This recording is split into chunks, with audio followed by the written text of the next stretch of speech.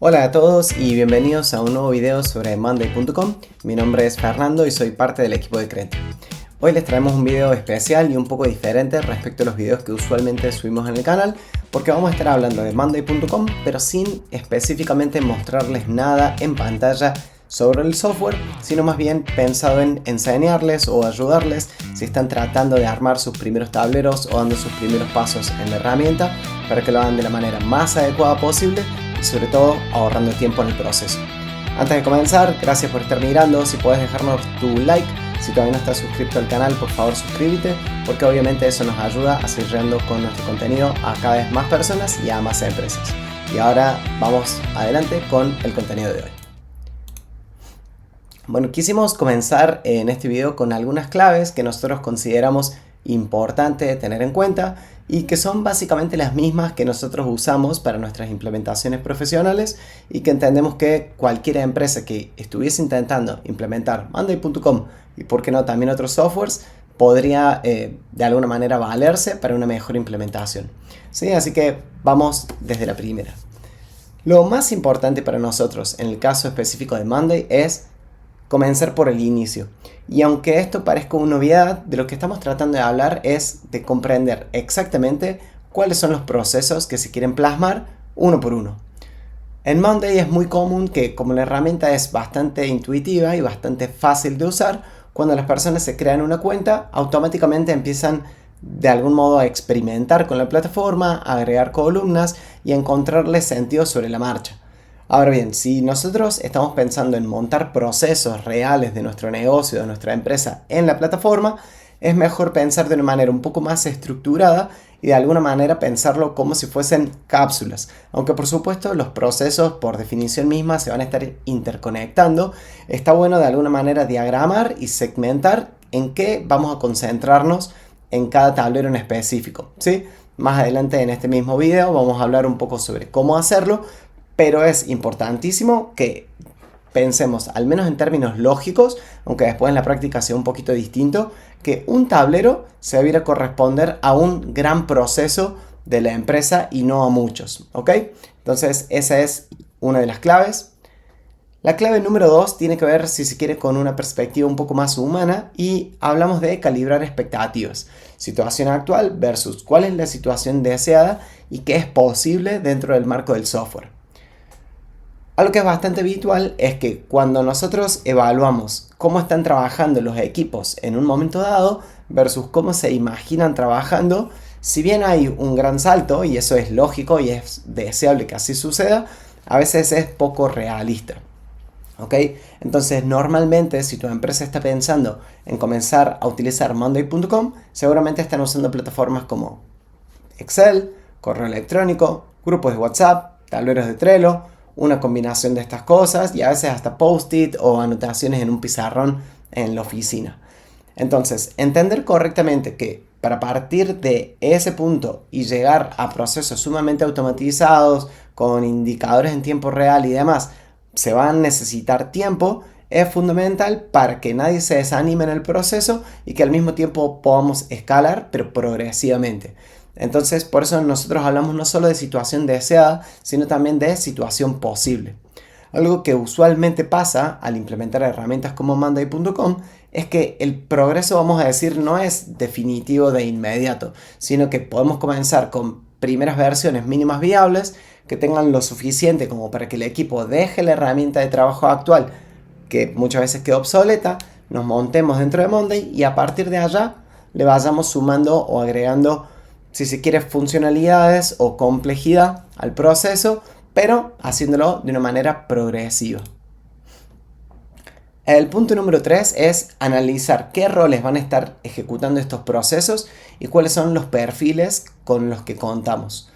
Entonces, no es lo mismo hacer una implementación de un, por ejemplo, proceso de ventas dentro de Monday.com, donde vamos a tener, 3 vendedores y un gerente, versus un proceso quizás un poco más complejo, donde vamos a tener un equipo de vendedores, además vamos a tener a un jefe, a un supervisor, vamos a tener a un área de operaciones que va a estar consumiendo información de ese tablero y un equipo que es responsable, supongamos, de administrar la base de datos de lo que nuestra empresa esté vendiendo. A veces puede ser un producto, a veces puede ser el responsable de operaciones si se trata de proyectos y demás.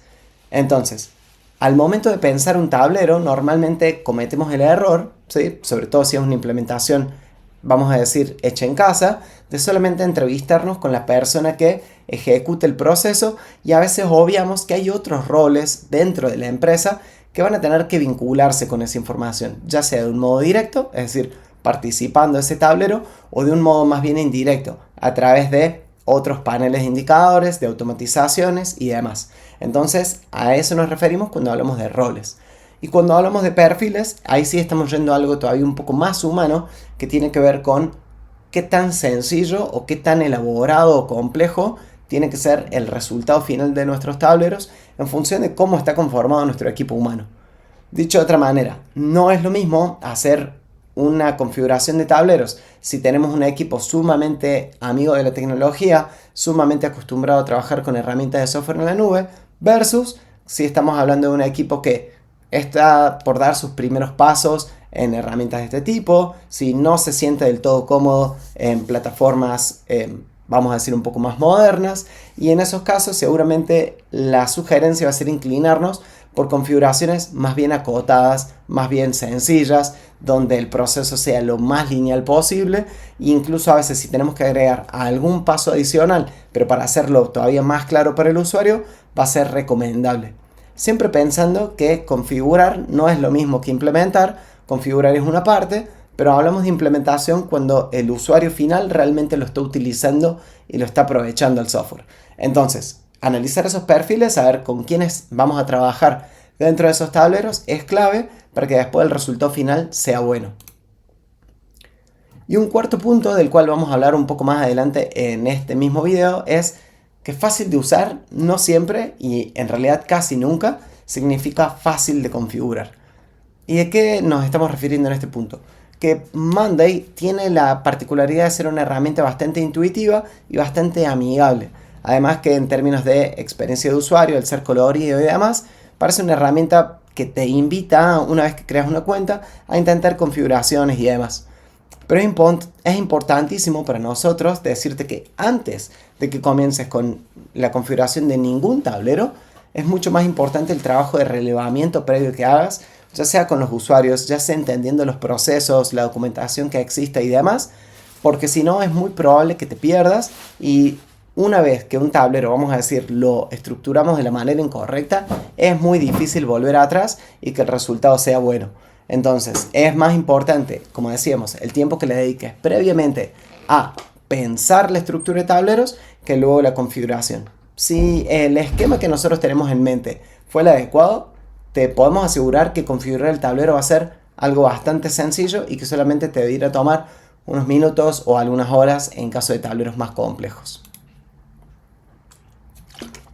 Y bueno, en esta segunda sección queremos darles algunas herramientas que nosotros usamos de manera profesional para relevar, es decir, para analizar o para entender los procesos antes de pasar a la configuración propiamente en la herramienta, tal cual como decíamos recién. Entonces, el punto número 1, y esto tiene que ver con esto que hablamos de pensar al menos esquemáticamente para configurar los procesos de manera modular, es tratar de pensar qué hace ese proceso o qué debe hacer. Es decir, qué es lo principal. Ok, si estamos hablando de una venta, seguramente va a ser que qué hace, que es igual a tratar de cerrar un negocio o cerrar un contrato o un acuerdo. Si estamos hablando de, no lo sé, una agencia de marketing, el qué hace del equipo de operaciones puede ser entregar una campaña o un proyecto. En un proceso de recursos humanos, de reclutamiento y selección, qué hace es conseguir un candidato. Esto, que puede parecer una obviedad, nos va a ayudar a entender algo más importante adelante, que es qué debería ser la célula básica de ese tablero y cuáles otras cuestiones en realidad van a ser un atributo o algo que se tiene que añadir a nuestro proceso, pero que no es la base, que no es lo esencial. Incluso entender muy bien el punto número 1, es decir, el qué hace, nos va a ayudar también a entender qué partes del proceso quizá va a ser más recomendable que queden por fuera, que queden en otro tablero o incluso a veces en un tablero de indicadores, pero no en nuestra herramienta de trabajo como tal. El punto número 2 es quién lo hace. Y de nuevo, esto va a ser fundamental cuando pensemos en la implementación por cuestiones de permisos y también de confidencialidad de la información. Como estas herramientas, me estoy refiriendo a Monday.com, nos permiten ser muy selectivos respecto de quién ve cada dato, quién lo puede editar, quién lo puede consumir, etcétera, etcétera, nosotros también, desde el momento del relevamiento, tenemos que pensar en esto porque no todas las soluciones se van a configurar igual dependiendo de si tengamos mayores o menores restricciones en este campo. ¿Sí? Entonces, ¿qué hace? ¿Quién lo hace? Son dos preguntas diferentes y muy relevantes para la configuración. El punto número 3 nos referimos a cuándo lo hace, más que nada tratando de denotar la periodicidad. ¿Sí? El cuándo lo hace a veces nos va a determinar qué tan seguido o también qué volumen de información maneja este proceso. Y me vuelvo un poco sobre mis palabras con lo que hablábamos antes. Es lo mismo pensar en un proceso comercial si vamos a estar gestionando en general 10 a 20 negocios por mes, así estamos hablando de 1000 a 2000. Bueno, seguramente que la respuesta es que no, y el cuándo lo hace o qué periodicidad o qué volumen de ejecución tiene este proceso va a ser muy importante, de nuevo, para el paso siguiente que va a ser la configuración y la capacitación de los usuarios. Entonces, una pregunta que es fundamental que le hagas a tus usuarios o que te haga a vos mismo si estás intentando hacer una configuración por tu cuenta es ¿qué tan seguido ocurre esto en la empresa? Y el punto número 4, que está un poco vinculado al punto número 2, es quién revisa si es que hay en este proceso revisiones antes de que el proceso avance. Normalmente estamos hablando de aprobaciones donde tenga que intervenir un jefe directo, el dueño de la empresa, otra área de control, etcétera, etcétera, pero que van a ser fundamentales porque pueden llegar a determinar quién lo hace, otros roles, otras estructuras de permiso o incluso algunos apartados para que este rol, que no va a estar, vamos a decir, resolviendo el punto 1, es decir, que no va a estar haciendo lo que es el eje de este proceso, pero sí que va a tener que tener su espacio para que de alguna manera pueda auditarlo y que pueda frenar el proceso cuando encuentra algo que de algún modo es incorrecto. Y el punto número 5, aunque vamos a decir debiera no existir, les aseguramos que es lo que más pasa en la realidad, que es qué excepciones existen a cada uno de estos puntos y por eso lo trazamos de una manera transversal. ¿De qué hablamos cuando hablamos de excepciones? Bueno, estamos refiriéndonos a, ¿qué hace?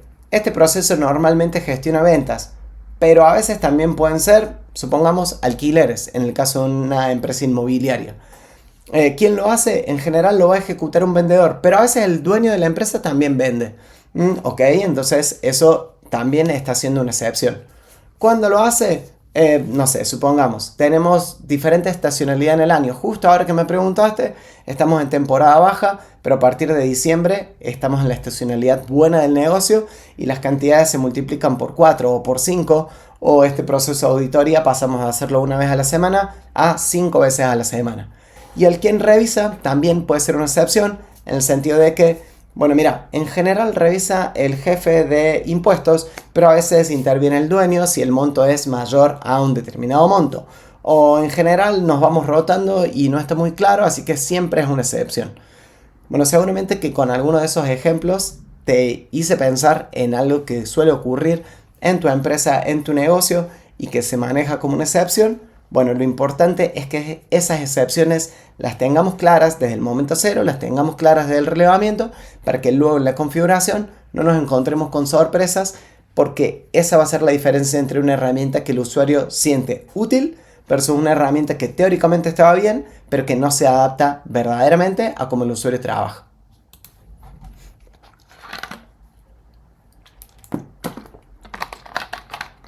Bien, y ya estamos llegando a la parte final de nuestro video de hoy. No queremos dejarlos ir sin antes darles 5 consejos para que no pierdas tiempo si sos la persona que está liderando el proyecto de implementación de Monday dentro de tu empresa. Entonces, vamos a ello.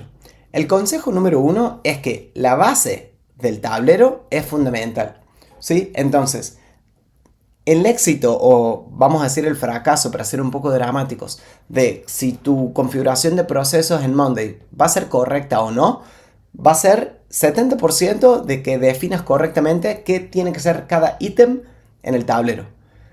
Esto puede parecer una obviedad, pero no es tan sencillo. La mayoría de las veces que nosotros vemos una implementación que comenzó el cliente por su cuenta y luego nos la entrega para que nosotros le ayudemos con una implementación profesional, suele tener errores de este tipo. ¿Qué es lo que más frecuentemente pasa? Que se confunden de alguna manera jerarquías de información y cosas que quizás debía ser todo el tablero, resulta ser un ítem, o aquello que debiera ser un valor en una columna, en realidad está mezclado como información del ítem, o incluso un problema todavía más frecuente es que se mezclen, a mí me gusta decir peras con, no sé, jirafas adentro de un tablero en los ítems, cuando en realidad nosotros deberíamos tener uniformidad, ¿sí? Y me animaría a decir que ese es uno de los consejos más importantes de este video. Es sumamente importante que si en tu tablero, en ese en particular, los renglones son oportunidades de venta, no lo mezcles. Y a lo largo de todo el tablero, cada renglón significa una oportunidad de venta. Si tu tablero es de gestión de tareas, ok, entonces cada renglón deberá ser una tarea en específico. Y no tienen que aparecer ahí oportunidades de venta o, no sé, una carpeta que hay que revisar, etcétera, etcétera. Siempre y cuando eso obviamente no sea una tarea.